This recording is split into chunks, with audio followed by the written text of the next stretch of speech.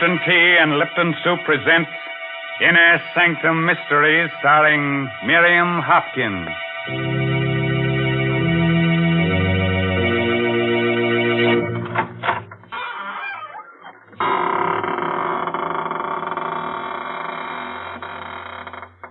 Good evening, friends of the Inner Sanctum. This is your host, Raymond, ready as always to provide you with your weekly ration of screams, gurgles, and blood. All in a spirit of gentle fun. I have no other object in mind, except to reduce you to sniveling wrecks of nerves and shudders. Have you got a white sheet handy? You might wrap it around yourself in case a ghost shows up. You'll think you're in the business and pass right on through you. Now, Mr. Raymond, don't be so silly. You know there are no such things as ghosts. Who said that? Oh, hello, Mary Bennett. So you don't believe in ghosts, huh? And, what's that standing behind you, huh? Oh, you shouldn't have done that, frightening me that way. Shame on you. Oh, I'm sorry, Mary. Can I make amends? Well, you might tell the folks how much you enjoy Lipton tea. Oh, gladly. Friends, just the other day, a ghost and I were having a conversation about Lipton tea. Now, here. Enough of that. Nobody is interested in what you and the ghost said about Lipton tea. Oh. No. Let's talk about real people and the solid pleasure they get from Lipton. They drink it at meal times. They serve it when friends drop in for a visit. And, of course, they often brew themselves a cup of Lipton's during the day, just because it's so nice to relax and enjoy that famous brisk flavor. Oh, by the way, that word brisk, B-R-I-S-K, is one that tea experts use. Brisk means that Lipton's always tastes tangy and bracing. It's never flat or wishy-washy. Yes, you just don't know how good tea can be until you know how good Lipton's is. Okay, Mary, suppose you go fry me a cup of tea. But keep the kitchen door open because you're about to hear the story of the Bog-Oak Necklace. It's an original radio play by David Driscoll. And our heroine tonight is that beautiful star of stage and screen, Miss Miriam Hopkins, who'll play the role of Emily. Now be calm. There's nobody standing behind you. At least nobody you can see. At the edge of a lake, in a small New England town, two men are busy digging an excavation.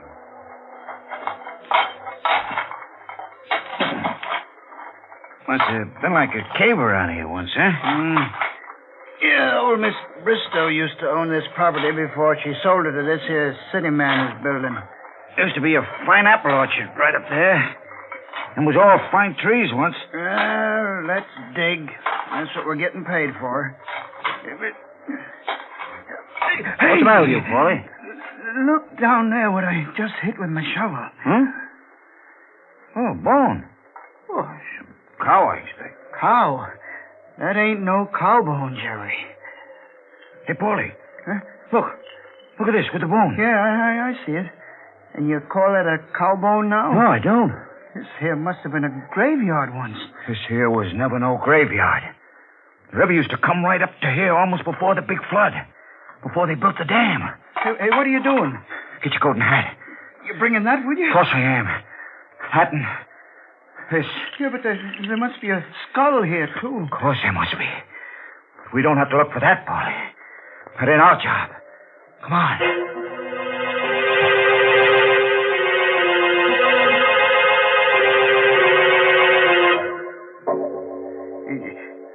Jerry and me was digging away there, Mr. Warren, down towards the river. And all of a sudden, Jerry kind of yelled. And when I asked him what's the matter, he shows me this leg bone. So I looks and there's the skeleton right at his feet. I see. So I figure you being the county attorney here, you're the man who ought to know first. Yes. Now, this place by the river that you're talking about, it's the land that city man bought to build a home on? Yeah, that's right. He bought it from old Miss Emily Bristow. And then we found this, too. Around the... Well, I guess you'd call it the neck. That is, where the neck would be. Anything wrong, Mr. Warren? Where did you say you found this bow and this necklace? Well, Jerry and me is making a trench for a water pipe, and we're digging where the old riverbank used to be. Right near the river edge. Leave the necklace with me. If I need any more help, I'll get in touch with you. That's all. Yes, sir. 40 years. 40 years. Emily Bristow.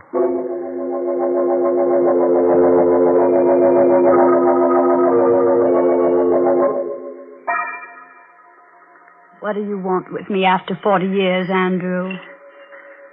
Look, Emily. Well, these are old woman's eyes. Look closer. Take that away. Take it away. The Bog-Oak Necklace, Emily. Do you remember? Presented to Miss Emily Bristow on her 24th birthday by Andrew Warren. Where did you get it, Andrew? It was found at the river edge on the property you've just sold. Daisy. Daisy. It's come back to us, Emily. After all these years. It's come back to us. The Bog-Oak Necklace. The necklace that meant the death of your sister, Daisy.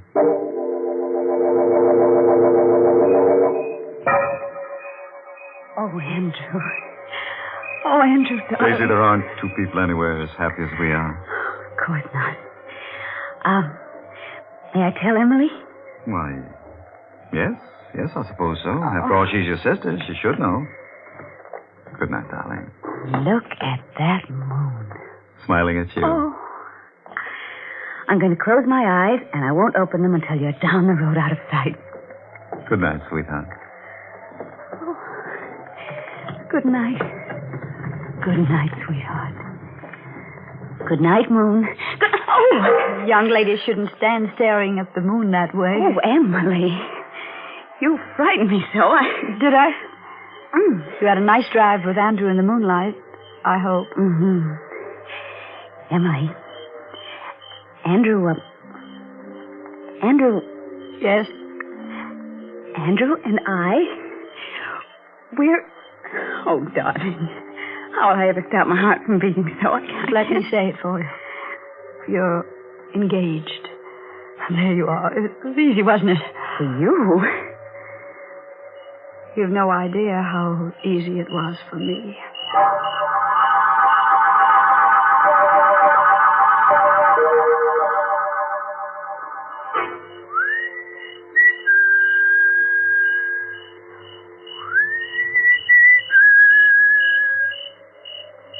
Emily. Right here. Emily. I wanted to see you so badly. She's already told me, Andrew. Emily, I want you to understand about this. I know how this must hurt you. You've got to break it off. You've got to. You can't marry her. Andrew, listen to me. Please. Please marry me. I beg you. Emily, we must be sensible. I beg you. If you love me, Emily, you must let me do what I feel is right. I can't let you marry Daisy. You're mine. I must have you. If not me, Andrew, no one. No one else at all. It's too late now. Forgive me. I'll never forgive you. And I'll never let you go. Emily. Never. Never. Never.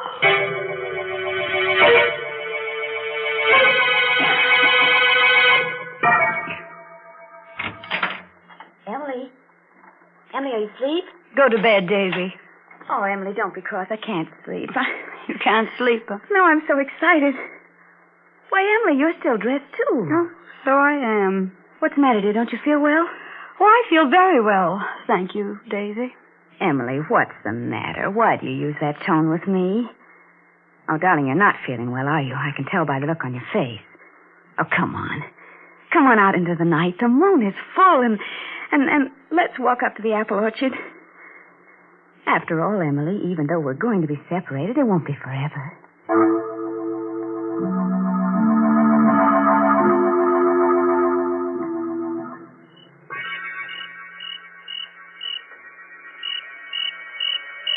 Aren't you afraid to be out here at night? Afraid? Afraid of what? We are at the end of the apple orchard. There's the little patch that goes down the river. I think you'd better go back now. I go back? Well, what'll you do? I'm going to stay here. I wouldn't dream of going back to the house alone. I thought you weren't afraid. All alone? Of course I'd be afraid all alone.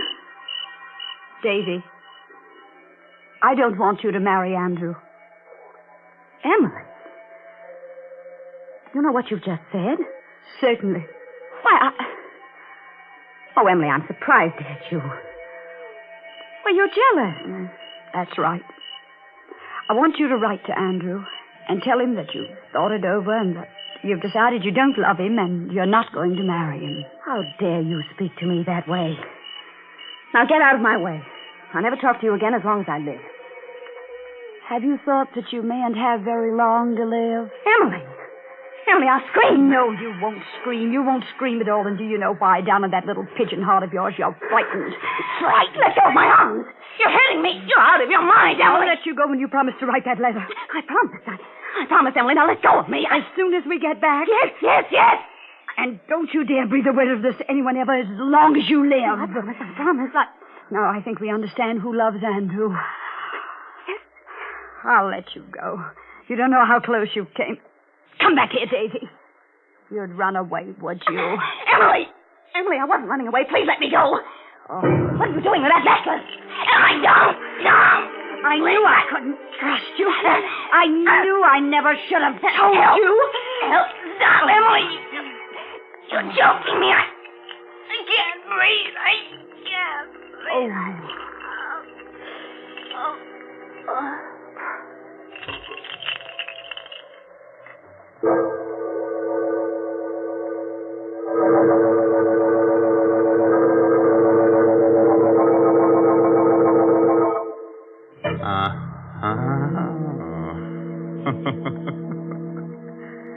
Well, girls will be girls, I suppose. That's kind of pity about little Emily, though. Just think what a wonderful hangman she'd have made if she'd been born a girl. Kind of cute, huh? Being taken for a little swing by a girl. What a terrible woman she is, Mr. Raymond. Oh, now, listen, I like Emily. She's so inventive. Most women will do anything for a necklace, but only Emily knows what to do with a necklace. Now, please. You know very well that the only thing you can do with a necklace is wear it. Oh, yeah? Well, the only thing you can do with Lipton tea is drink it. Well, what's wrong with that? And, Mr. Raymond, maybe you don't realize how often folks do drink Lipton tea.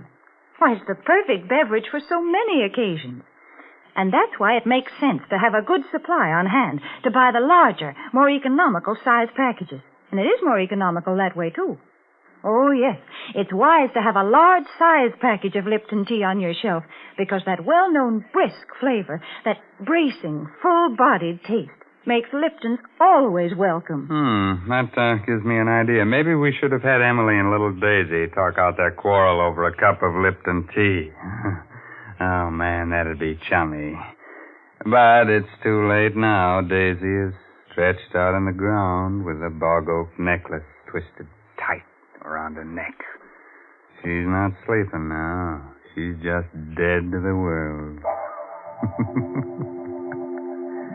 So, let's get back to our star, Miss Miriam Hopkins, who plays the role of Emily. Daisy, get up. Get up this minute and stop teasing me. You're not hurt that bad, and you know you're not. Please get up, Daisy. You're frightening me. Daisy. Daisy, you're acting just as though you were dead. I am dead, Emily. You murdered me. You strangled me with the Bog-Oak necklace. You see, you wouldn't be talking to me if you were dead. You've killed your own sister, Emily, because you were jealous. That voice, that's Daisy's voice. But your lips are not moving. How can you be speaking to me, Daisy, when your lips are not moving? They'll find me here in the orchard with your necklace around my neck. And they'll know you did it. And they'll punish you. You'll never be allowed to marry Andrew. I will marry him. I will. Oh, what am I saying? Who am I talking to? Somebody's speaking to me with Daisy's voice. And all your life I'll be speaking to you. Just like this. Because you murdered me with the Bog-Oak Necklace. I must do something. I must get some help. Somewhere I must get some help. She can't be dead. I just pulled the necklace a little bit, not tightly at all. You pulled it very tightly, Emily. Look at my neck and you'll see. You'll see how tightly you twisted the necklace. Stop it. Stop talking to me. I'll never leave you, Emily. Never as long as you live. You are dead, aren't you? I murdered you. Something dreadful will happen to me. I've got to do something. What can I do? The river. I'm near the river. Stones, yes. With twine. Strong twine wound around the stones, and I could tie the stones to her, and I could throw her into the water from the crag on the hill, and the stones would make her sink to the bottom, and then she'd never come back. Never. And who would know? You know, Emily.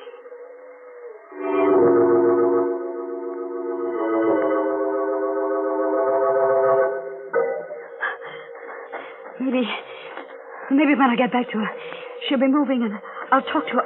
No, she is dead. She is... Oh, I'm running in the wrong direction. It was over there that I killed her. It couldn't have been because she's not there. It was right here. Daisy's gone. She got up and walked away somewhere. She's alive. Emily. Oh. I found her, Emily. Strangled to death. I know nothing about it. What are you doing then with that twine in your hand? You wanted to tie stones to her, didn't you? Throw her in the river. I killed her because I was jealous. You're as guilty as I am. Because you should have married me. Yes, I am as guilty as you are. What will become of me now? All my hopes, my ambitions. If we can get rid of the body, then we can get married after all. It'll only take a little while for people to forget, and then we can go away somewhere. Begin I never want to over. look at you again as long as I live. I hate you. I came back here to speak to you again. I wanted to tell you I'd done a wrong thing. That I ought to marry you. I wanted to arrange with you about Daisy. How we could tell her without hurting her too much.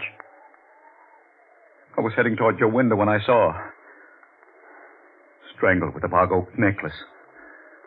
What have you done with it? Exactly what you planned to do. Because no woman would have the strength to do it. I had rope in my rowboat. I tied stones to the body. Rode a bit into the river with it. Dropped it overboard. The plan works, you're safe. If it doesn't, he'll die. And I'll go to prison. I'm going now. The moon is down already. Soon it will be dawn. The necklace. What did you do with the necklace? I left it where it was. Around her neck.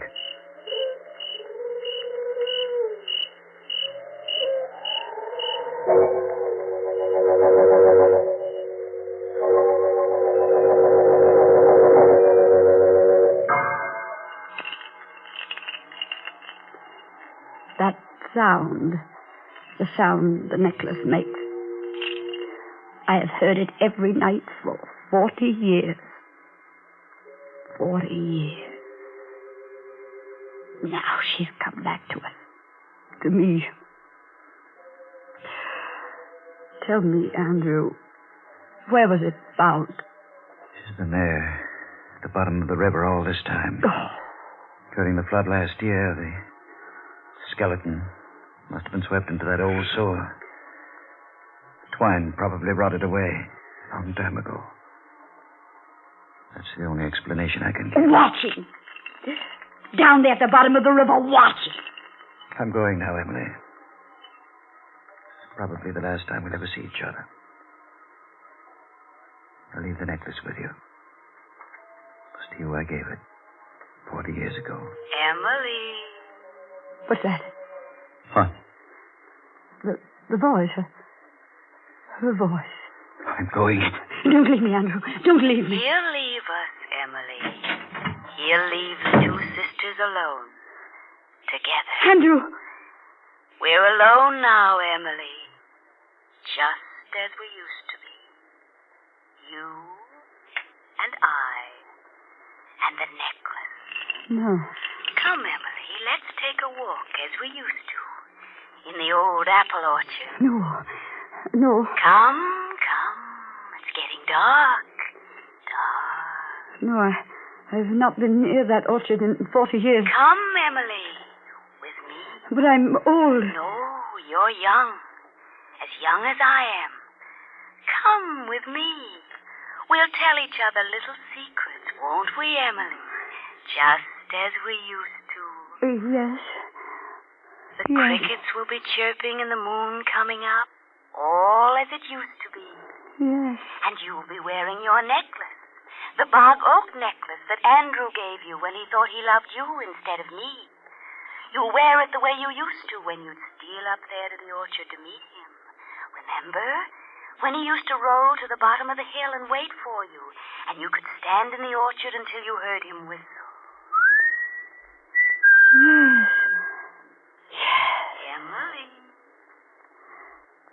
Yes. You've forgotten something. Forgotten. The necklace. The Bog-Oak Necklace. Oh. Wear it, Emily. Dear Emily. Wear it.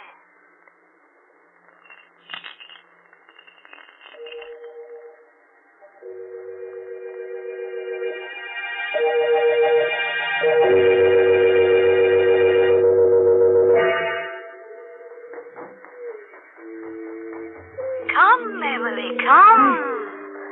I can't run as fast as I... Come, Emily, Yes, dear. come. He's waiting. Yes. Listen. Oh. Andrew's whistling for you. Answer it, dear. Go on. I can't whistle. That's strange. You must run faster, Emily, faster. Oh, you must run so much faster. Through the apple trees, bending beneath the branches. He may not wait.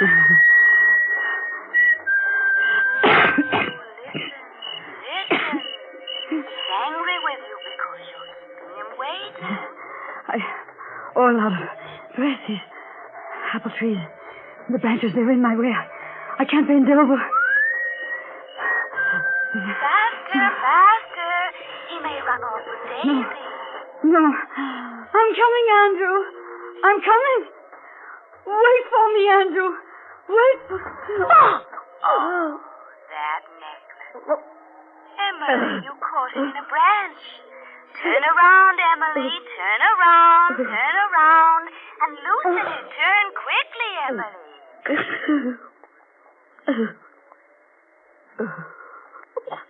That's the way my voice sounded one night long ago. When I wore the Bog-Oak Necklace. When I, too, was strangled by the Bog-Oak Necklace.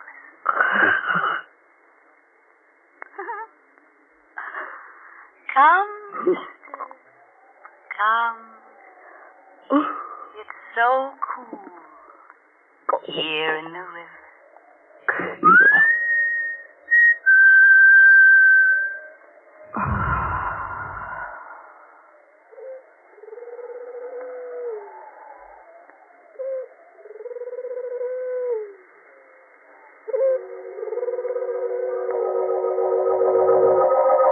Daisy,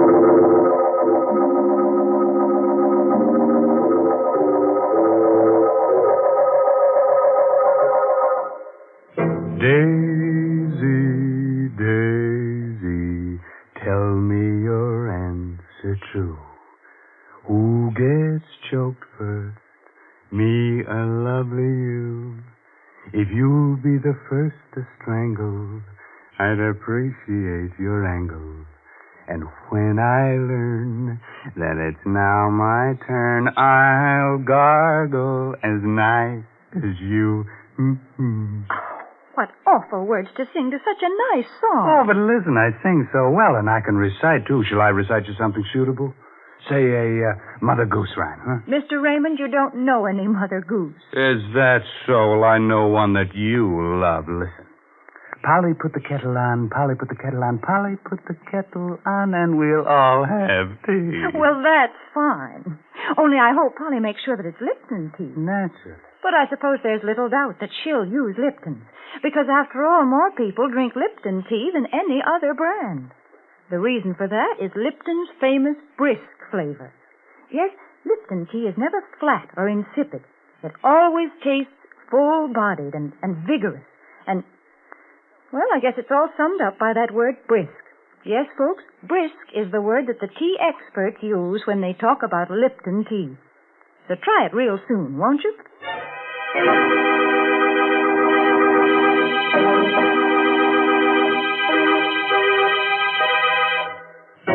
They say... Of course, I just tell you what the gossip is in the morgues I visit. They say that Daisy and Emily can be seen almost any moonlit night. Skull gently touching skull, floating through the old apple orchard as of yore. If you'd like them in your home, you could use their ration coupon. Outside of rattling a bit when the wind blows, they're very nice and companionable, especially on dark nights. And in the summer, you can always use them for scarecrows in your victory garden.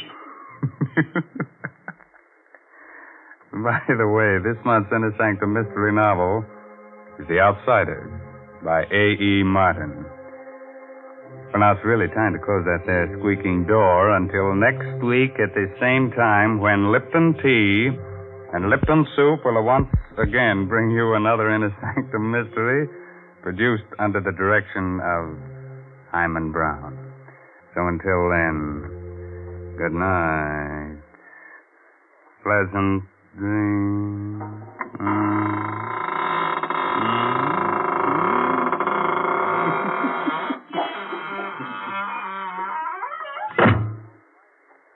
Folks, I wonder what our grandmothers would have said if they had heard about Lipton's noodle soup. I'll bet they wouldn't have believed it possible that a delicious chicken noodle soup could come ready to make in an envelope. But if they'd tasted Lipton, they would have agreed that it has an old-fashioned, homemade flavor, that it tastes just like the kind of chicken soup they used to make themselves. And Lipton is economical, too. It costs less and makes more than canned soups. So, folks, be sure to try Lipton's noodle soup. And be sure to tune in next Tuesday night for another Inner Sanctum mystery. This is CBS, the Columbia Broadcasting System.